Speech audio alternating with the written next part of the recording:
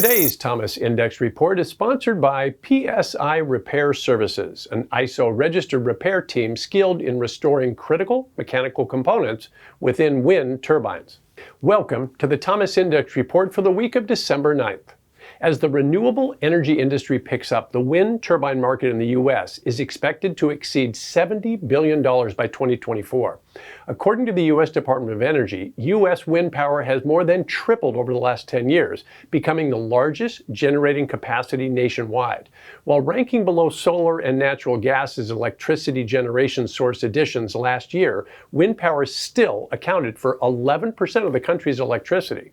Currently, there are more than 57,700 wind turbines operating in 41 states and 2 U.S. territories, and those figures are expected to increase significantly over the next few quarters. In line with this anticipated growth, sourcing for wind turbines on the thomasnet.com platform is up 79% year over year and 56% over its last quarterly average. The American Wind Energy Association says the wind market supports 114,000 industrial jobs and powers 500 factories. The association also notes that wind energy costs went down by 69% over the last 10 years, a figure that should further decrease as production scales up. Based on data from wind turbine sourcing and subsequent orders over the last few months, we expect both the U.S. and other nations around the world will continue to procure wind turbines for large-scale projects in 2020.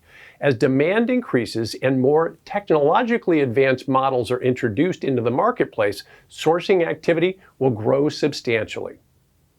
In today's sourcing spotlight, we're tracking a spike in ethanol sourcing.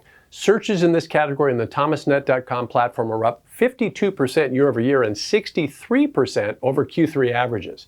The U.S. produced 16 billion gallons of ethanol last year, a 73% increase over 2008. As diverse industries embrace biofuels as a renewable fuel option, sourcing will continue to grow.